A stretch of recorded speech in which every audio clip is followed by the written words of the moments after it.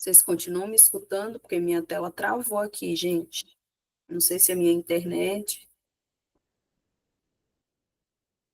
Eu tô ouvindo direitinho, só que a sua tela realmente travou. Tá certo. Eu já botei para gravar. Quando quiser, pode ficar à vontade para começar, tá? Vou desligar aqui meu microfone e o meu vídeo. Tá bom, então vamos lá. Acabou a professora, foi?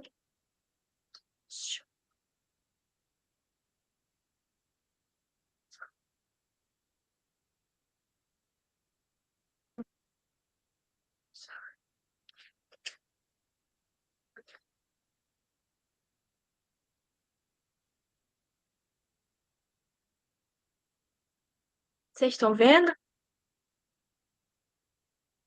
Sim,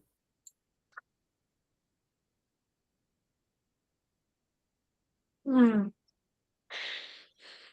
Então, o texto do Otávio José, ele vai falar sobre os lugares sagrados e a geografia, e na percepção da geografia religiosa, né, da geografia sagrada, e ele vai fazer essa introdução dos lugares sagrados a partir do compreender da sua importância dentro daquelas comunidades e como a existência desses lugares sagrados é um divisor de é um classificador, como se ele fosse definir o que estivesse ao redor dele, né? Então, a análise dos lugares sagrados aos olhos de Otávio é vital para compreender a interseção entre religião e espaço, porque esses lugares não apenas representam a fé, mas também refletem a identidade cultural e social formada no sistema de significados, né? No caso, molda a experiência religiosa e a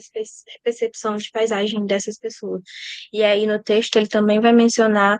Ah, desculpa, abrindo um adendo. Nesse slide eu usei bastante fotos do terreiro da Mãe Terezinha e alguns do Pai Café também, porque eu achei interessante usar essa visualização.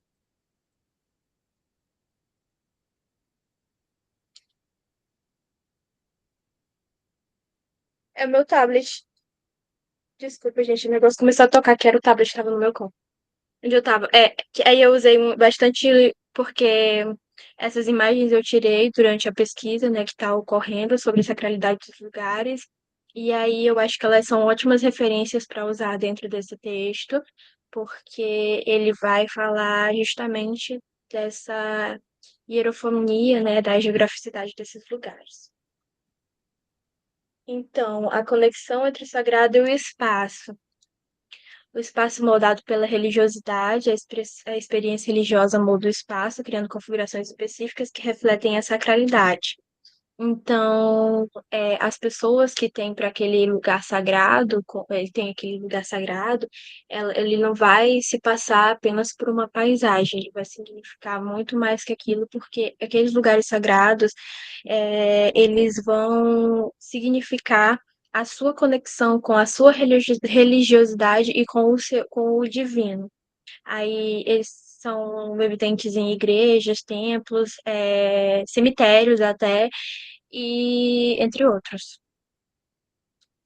Tem até aquele costume que pessoas católicas têm de fazer o sinal da cruz quando passa na frente da igreja e de cemitério, porque aquele lugar, por si só, mesmo que do outro lado da rua, ele não é só um lugar, ele é sagrado. E aí eu lembro que eu tinha uma percepção muito engraçada, que quando eu era criança, eu pensava que, tipo, por que que as pessoas trancam a igreja? Porque ninguém vai entrar na igreja para roubar, porque seria a mesma coisa que tá roubando Deus. Eu tinha esse imaginário. E aí os símbolos como conexão espiritual, né? Os símbolos religiosos utilizados no espaço sagrado servem como âncoras para a experiência espiritual, ajudando os indivíduos a se conectarem com suas crenças. Então, para a Umbanda, tem as guias, para o catolicismo, o crucifixo e as velas, também para a Umbanda as velas, né? Para o hinduísmo tem as imagens e a tradição em si, e isso também vai trazer um significado de peso. É uma outra coisa que é evidente nas tendas de tricô e umbanda, é que tudo lá é moldado a gosto da entidade. Inclusive, numa das entrevistas que a gente fez para o PIBIC, para a pesquisa, eu fui conversar com a mãe do terreiro e ela falou que aquele lugar em específico, quem escolheu foi a entidade dela, foi o encantado dela. Ele mostrou tanto o lugar quanto como ele queria que fizesse o salão. E também me lembra de outro fato de que a gente estava numa encruzilhada de linha de direita e esquerda, e uma pombagira virou pra gente e falou que ela, ela falou assim que aquelas putas, abre aspas, aquelas putas podiam fazer o que quisesse do crucifixo pra lá, do crucifixo pra cá, tinha que respeitar, ou seja, do crucifixo pro salão tinha que respeitar, tinha que estar dentro das regras, mas de lá, do crucifixo para lá, eles podiam agir da forma que eles quisessem, porque era o respeito pro lugar em si. E aí, a transformação da paisagem através da sacralização. A sacralização do espaço pode levar a uma transformação na percepção da paisagem, onde lugar ou locais antes comuns se tornam sagrados através de rituais e práticas religiosas. Então, dentro dessa concepção do lugar sagrado, ele vai ser sagrado por dois tipos, ou pela peregrinação, que é mencionado pelo Otávio, ou também pela quantidade de ritos e de práticas religiosas que vão acontecer dentro daquele lugar, porque a partir do sentimento e da realização do feito, onde na hierofonia, né, vai haver a conexão entre o divino e o pessoal, o individual, eles vão montando memórias que vão deixar mais sagrado ainda aquele lugar. E aí, a identidade e a paisagem. A formação tem a formação espacial, os rituais, identidade e relações simbólicas. As experiências religiosas moldam o espaço, como já foi dito, rituais e as práticas religiosas tornam-se os elementos que definem e fortalecem essa identidade, e a paisagem sagrada reflete a relação simbólica entre o homem e o sagrado. É, Isso é bem evidente no texto, porque ele vai usar a ideologia da esqueci, da Marcio Eliade. Só um que eu esqueci, eu tava o tempo todo confundindo ela com Sócrates, não sei por quê. Elíade. Marcio Eliade. Isso, é Eliade mesmo. Eliade. Que ele vai dizer no texto que esses lugares sagrados nem sempre são apenas lugares em que ocorreram é, um, uma hierofonia. Eles são lugares que são encontrados. Ele até usa o termo orientation, orientation, acho que é em inglês, porque eles foram, as pessoas, aquela comunidade que tornou aquele lugar sagrado, foram orientados a descobrirem aquele lugar. O que fez eu descobrir, não, eu lembrar da história da Capela de Pedra, em Codó, que foi montada, né, pelos próprios monges, é uma capela que também já foi discutida nos trabalhos do grupo, e aí eu achei isso muito interessante porque, de fato, é uma coisa que foi a formação daquele espaço para o sagrado, onde eles se acharam orientados. E isso segue em várias religiões em que podem ser mencionados diversos exemplos. É, a história desses lugares sagrados e a criação deles, né? A criação dos lugares sagrados reflete a ação simbólica do ser humano, que vai utilizar dos seus símbolos, e esses lugares se tornam marcos de identidade coletiva. E a história, por outro lado, é marcada por eventos significativos que mudam a percepção e a importância desses espaços. Então, a criação é, é quando eles se juntam e criam aquele lugar, que também é separado no texto, porque ele vai usar a opinião de Rosendahl, onde ele fala que existem esses dois tipos, onde há a criação de um lugar religioso, porque há uma população em volta que vai se distribuir, e aí existe a necessidade dessa criação de um lugar sagrado, de um lugar para haver simbologia, o que fez eu também me lembrar da Igreja Santa Rita e Filomena, que foi a primeira construção católica de Codó, né? E ela foi feita exatamente onde as pessoas começaram a se agrupar para popularizar Codó. E existe a outra versão de sacralidade que pode ser uma que é de orientação e ela também é por causa da hierofonia, ou seja, a existência de testemunhos ou da orientação de algum divino para ocorrência, ocupação daquele lugar como um lugar sagrado. Aspectos do sagrado. O sagrado se contrapõe ao secular e ao profano, influenciando a organização da vida social e comportamental. Ele vai falar no texto, né, que o sagrado e o profano se contrapõem, porque o sagrado é tudo aquilo que envolve a religiosidade e o profano é o que é a vida do cotidiano. Também vai ser dito como religião ou secular, que é a religião em si, e tem o secular, que também é o que faz parte do cotidiano. Então, na antiguidade existia essa dicotomia entre sagrado e profano, que era estabelecido pelo sagrado sendo o divino e o profano o cotidiano. Na Idade Média, a religiosidade se intensifica, né, resultando em rituais que regulam o comportamento social, então é a partir daí que a religiosidade vai trazer comportamentos regras de moralidade, ética e também alguma fixação de existência da necessidade de um comportamento regrado, como por exemplo, pedir a benção para a avó no catolicismo, ou é, beijar e botar no Ogum, Oxi, aqui, o guia, né? Eu esqueci o nome daqui.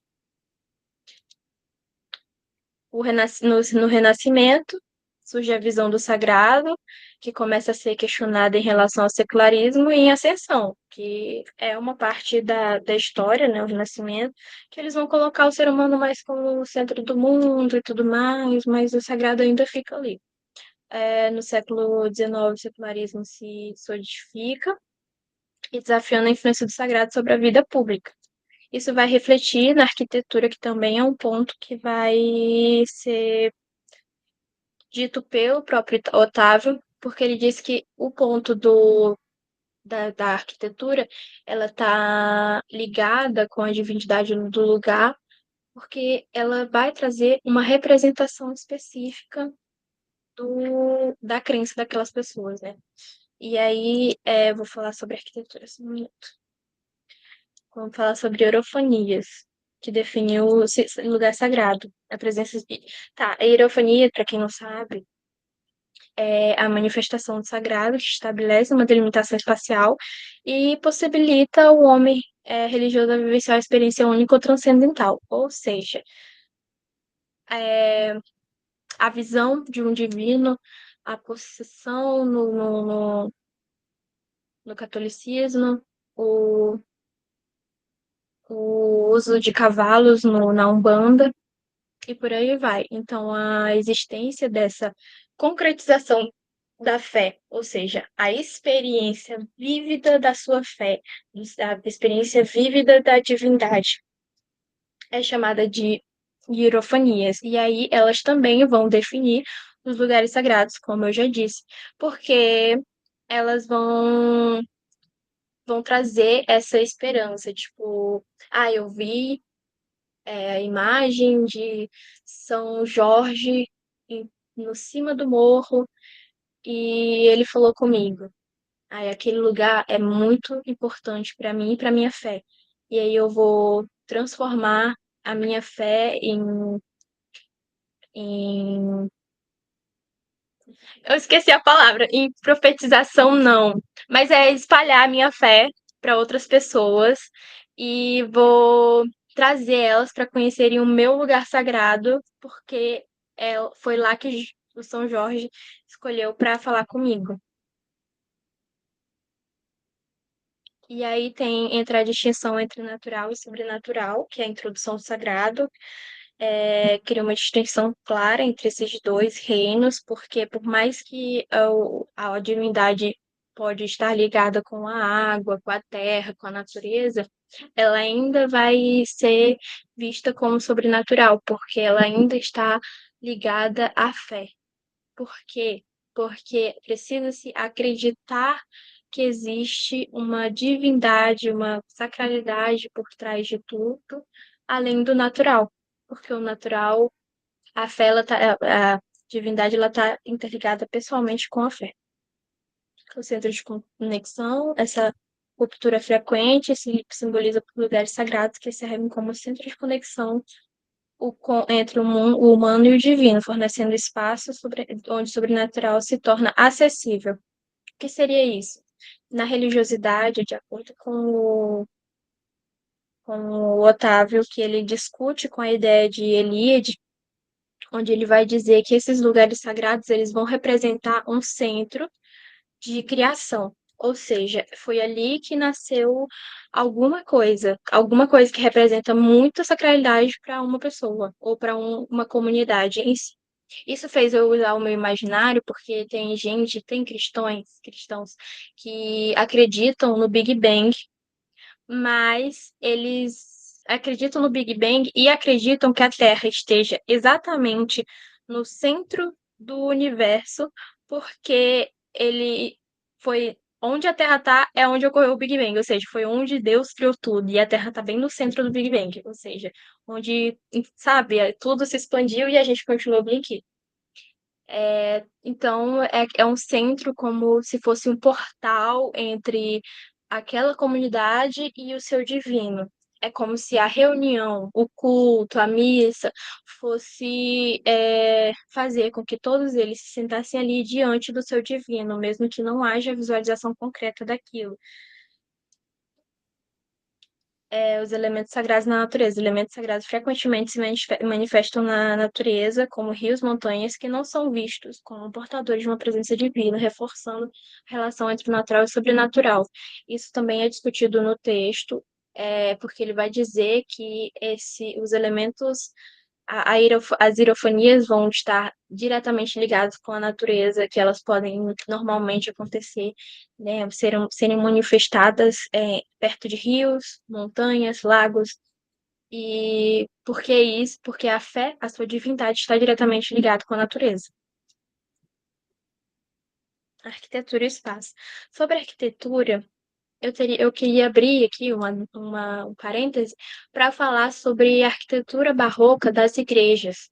Por quê? Porque ela vai completar o que eu tinha acabado de falar sobre a conexão central da religião com a sacralidade do lugar. Por quê? Porque as igrejas barrocas, elas tinham toda aquela ornamentação em ouro, representação do céu, anjos, santos, tudo muito bem desenhado, tudo muito bem feito à mão, para a construção de um imaginário do que seria o divino, do que seria o paraíso. E aí, quando a gente pensa isso de acordo com a geografia religiosa, principalmente com foco nessa perspectiva do Otávio, a gente vai olhar para aqueles tetos muito bem ornamentados e pensar, realmente, aqui pode ser facilmente um portal para o divino, pode ser realmente o centro para o divino. E aí os espaços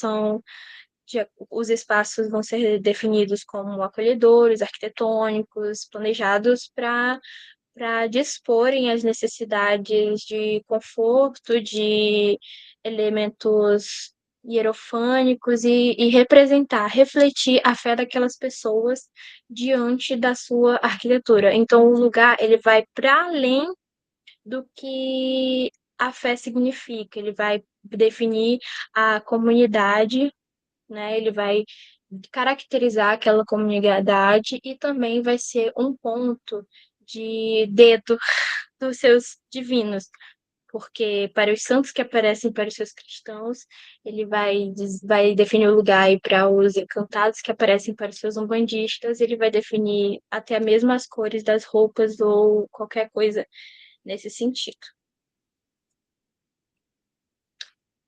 É manifestação do sagrado e a relação emocional e simbólica. Coloquei uma fotinha da nossa querida Mãe Teresa. Ela estava com. Aqui, na verdade, não é ela, né? Ela tá com um cavalo, mas é o mineiro, que tá do lado do seu boi, reverenciando a cruz. Eu achei uma foto simbólica demais. E ela vai refletir nessa geografia mística que tem uma relação emocional. Nesse dia, por exemplo, a gente foi visitar o terreiro e o boi ficou reverenciando a cruz, o que é uma conexão do lugar com o divino, mais emocional, porque o boi a representação do boi, né, reverenciando a sua divindade máxima.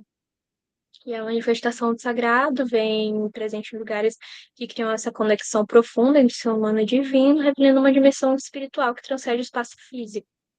Então, nos rituais, nas rodas de terecô, de umbanda, isso se transcende e é como eu disse, o terreiro ele é construído do chão ao teto em comunidade. A sua entidade ela vai definir junto com os seus fiéis aquele lugar para que eles se juntem no centro da conexão, no centro do mundo, por exemplo. Peregrinação e a cura. Centros de peregrinação destacam-se por sua importância espiritual e prática religiosa. Aqui eu vou pular, mas eu vou querer falar sobre uma hierofonia que foi a que mais me chamou a atenção no texto, que foi a de Santa Lourdes, né? Que vai falar que uma moça devota encontrou com Maria e perto de um riacho. E aí a Maria clamou para ela, pediu para ela que houvesse redenção e mais orações, para que as pessoas se entregassem mais à religião. E aquele riacho ficou conhecido, é conhecido até hoje como o Riacho de Águas que Curam. Então, isso é um exemplo de hierofonia mais peregrinação. E peregrinação, de novo, para quem não sabe, é a existência da sacralidade de um lugar sobre o que já é sagrado, sei lá, como onde houve o enterro de um santo ou a aparição dele. Então, é isso. Vou pular essa parte, que é só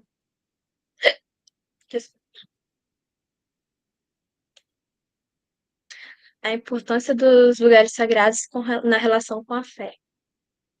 Os lugares sagrados, a Capela de Pedra e a nossa igreja de Santa Rita e Santa Filomena. Um agradecimento à parte Ana Luísa, porque eu peguei da pasta dela essas fotos. E os lugares sagrados não apenas representam símbolos de devoção, mas também desempenham um papel crucial na formação da identidade religiosa e na vivência espiritual dos indivíduos. Eles servem como pontos de conexão entre o humano e o divino e permitem que os fiéis experimentem e reforcem suas crenças por meio de rituais e práticas. E aí, o objetivo principal do Otávio com esse artigo é trazer a importância dos lugares, da geografia em si, desses lugares, porque eles são muito mais do que apenas um prédio ou edifício. Eles são simbolicamente mais importantes para aquelas pessoas e elas vão preservar e respeitar os arredores daquele lugar e também vão se sentir confortáveis e acolhidos naquele canto, como também é testemunhado por muitos fiéis, inclusive da pesquisa, onde eles dizem que aquele terreiro, aquele lugar em si é um lugar de paz, onde ele se encontra e é como uma pausa para a sua vida do cotidiano. E então, ouso dizer que seria O lugar sagrado seria a interseção entre o profano e a religiosidade, né? Porque eles deixam de estar como humanos profanos para entrarem na sacralidade do seu lugar e viverem a sua fé, o que para muitos é muito importante. E é isso. Thank you very much.